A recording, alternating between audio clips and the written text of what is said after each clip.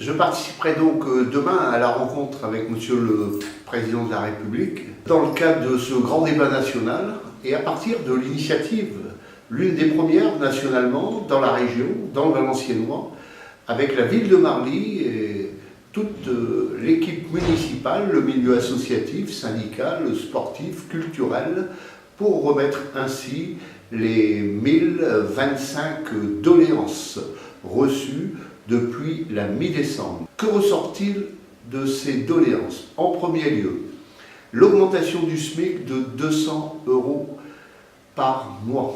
Deuxièmement, en finir avec les hausses sur les carburants. Le retour à l'impôt sur la fortune. Pas de retraite en dessous de 1400 € net mensuellement. Ne touchez pas aux services publics, notamment dans la ruralité.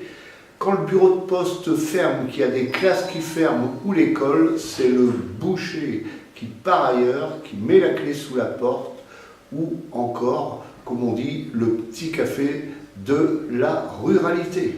Sans oublier ces attaques sans précédent dans le milieu hospitalier, la santé, qui pourtant recense des besoins criants, notamment dans le Nord, où tous les clignotants sont au rouge.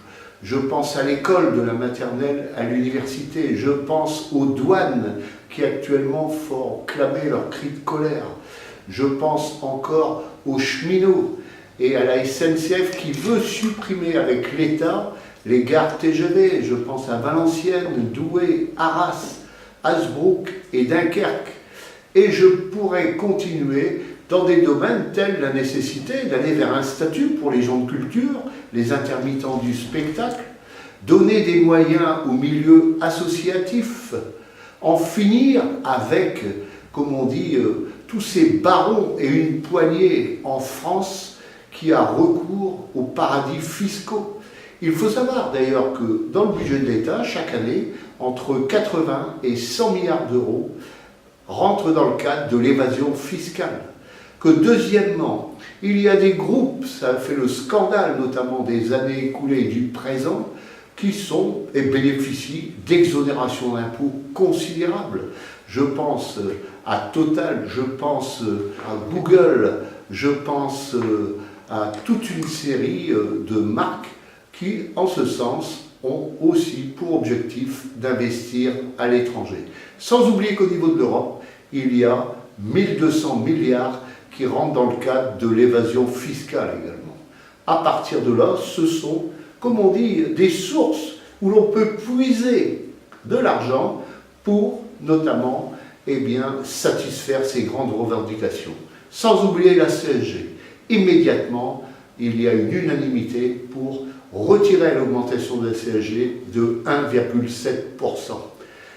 Les jeunes, les lycéens, les étudiants, les retraités, les gens de la fonction publique, les services publics, les services du privé, avec, et ce sera ma conclusion, Ascoval, 281 salariés sont menacés de perte de leur emploi. Avec les emplois induits, ce sont 1000 postes qui risquent d'être supprimés.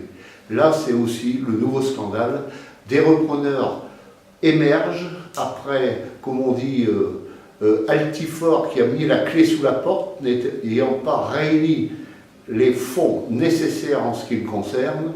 Maintenant, tous dans le combat, dans une étape nouvelle pour maintenir là aussi cette question de fond Ascoval qui est liée à la sidérurgie française.